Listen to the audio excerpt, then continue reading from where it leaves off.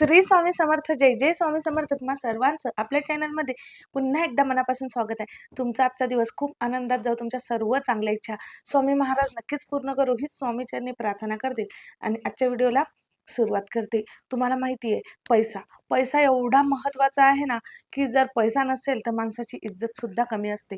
कारण की आताचं कलियुग आहे आणि या कलियुगामध्ये जिथं पैसा आहे तिथे इज्जत आहे. बाकी सर्व काही पैशावर अवलंबून आहे आणि या पैशासाठी आपण सुद्धा भरपूर मेहनत करत असतो आणि तुम्ही देखील मेहनत करत असणार आहे. तुम्ही खूप कष्ट घेत आहे, खूप मेहनत करत आहे, पण तुम्हाला पाहिजे तेवढं यश मिळत नाही, पाहिजे तेवढा प्रॉफिट होत नाही आणि तुमच्या घरामध्ये पैशाची अडचण निर्माण होते.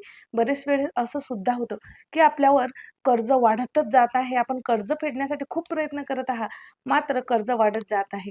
मग तुमच्या ते कर्ज कशासाठी पण असू शकतं, नोकरीसाठी असू शकतं, शिक्षणासाठी असू शकतं किंवा मग तुमच्या आर्थिक काही समस्या असू शकतात. त्यासाठी आजचा जो उपाय आहे, आजची जी स्वामींची सेवा आहे ती खास आहे आणि ती तुमच्या घरामध्ये माता लक्ष्मीचा वास सदैव राहील यासाठी तुम्हाला खास मदत करणार आहे. सर्वात महत्त्वाचं म्हणजे जर तुम्हाला पैसा टिकून ठेवायचा आहे आणि आपल्या घरामध्ये येणारी लक्ष्मी ही कायमस्वरूपी आपल्या घरात राहावी, पैसा आपल्या घरात राहावं, हे प्रत्येकालाच वाटत असतं. तुम्हाला देखील असं वाटत असेल की आपलं कर्ज सुद्धा लवकर फिटावं, आपल्या घरात सुद्धा खूप सारा पैसा यावा, जो पैसा येतो तो पैसा टिकून राहावा, त्यासाठी तुम्हाला हा जो उपाय आहे ना तो नक्की करायचा आहे. हा अतिशय साधा आणि सोपा उपाय आहे. फक्त तुम्हाला 3 मंत्र सांगत आहे. ते मंत्र तुम्ही नित्य नियमाने जप करा, तर तुम्हाला नक्कीच याचा अनुभव लवकरात लवकर येणार आहे. बघा, तुम्ही हा असं नाही की तुम्हाला ही सेवा रोज करायची आहे, कंटिन्यू 1-1.5 तास बसून सेवा करायची आहे, बिलकुल नाही. कारण मला माहिती आहे सर्व ताई दादांना खूप काम आहे. प्रत्येकजण प्रत्येकाच्या कामामध्ये व्यस्त आहे. कोणी नोकरी संबंधी नसेल, कोणाला स्वतःचं दुकान असेल, व्यवसाय असेल किंवा मग स्वतःचा बिझनेस असेल किंवा घरगुती तुमचं कुठलंही काम असो, कारण प्रत्येक माणूस कामामध्ये अडकलेला आहे. त्यासाठी तुम्हाला सांगते, फक्त तुम्हाला महिन्यामधून 1 दिवस ही सेवा करायची आहे. मग तुम्ही ही सेवा कुठल्या दिवशी करता हे तुमच्यावर इच्छा आहे. जर जमत असेल तर तुम्ही दर हप्त्याला जरी सेवा केली, दर मंगळवारी किंवा मग दर शुक्रवारी ही सेवा केली तरी सुद्धा चालतं. कारण माता लक्ष्मीला प्रसन्न करण्यासाठी ही सेवा फार महत्त्वाची ठरणार आहे. आता सेवा कुठली आहे, कोणी करायची, कशी करायची, संपूर्ण माहिती व्हिडिओमध्ये आहे. त्या अगोदर जे पण ताई दादा आपल्या चॅनलवर नवीन आहे त्यांनी चॅनलला लगेचच सबस्क्राईब करा, जेणेकरून असेच नवनवीन व्हिडिओ, नवनवीन मंत्र तुमच्यापर्यंत लवकरात लवकर पोहोचतील. तर सर्वात अगोदर ही सेवा तुम्ही घरातील महिलांनी किंवा पुरुषांनी केली तरी सुद्धा चालतं. आता ही सेवा केव्हा करायची आहे? जेव्हा तुमचं महिन्याचा पगार होतो. बघा, बरेचसे ताई-दादा काय करतात, पगार जसा येतो ना, तेव्हाच त्या पगाराचा कुठं द्यायचा आहे, कोणाला किती पैसे द्यायचे तेव्हाच नियोजन करून ठेवता. तर तुम्ही तो पैसा घरात यायच्या अगोदरच त्याचा बाहेर जाण्याचा मार्ग तुम्ही ठरवून ठेवता, तर तो पैसा तुमच्या घरामध्ये कसा टिकणार? सर्वात महत्त्वाचं, जेव्हा पैसा येतो ना, तेव्हा तो तुमच्या घरामध्येच ठेवा.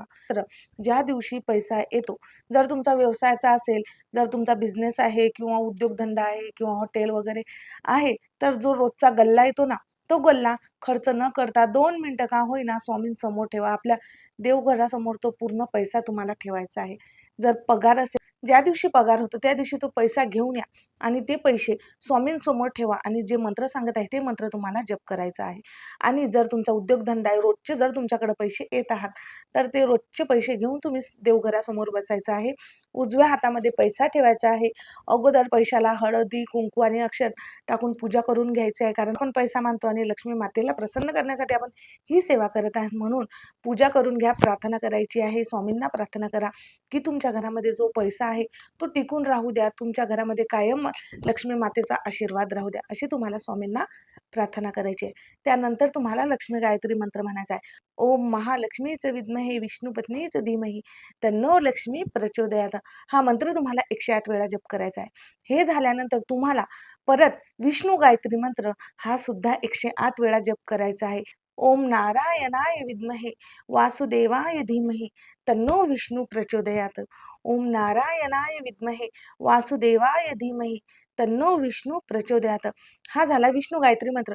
हा तुम्हाला 108 वेळा आणि लक्ष्मी गायत्री मंत्र तुम्हाला 108 वेळा जप करायचा आहे. याचबरोबर तुम्हाला कुबेर मंत्र सुद्धा तुम्हाला जप करायचा आहे. मग कुबेर मंत्र तुम्ही 11 वेळा म्हणा किंवा 21 वेळा म्हणा किंवा 51 वेळा म्हणा.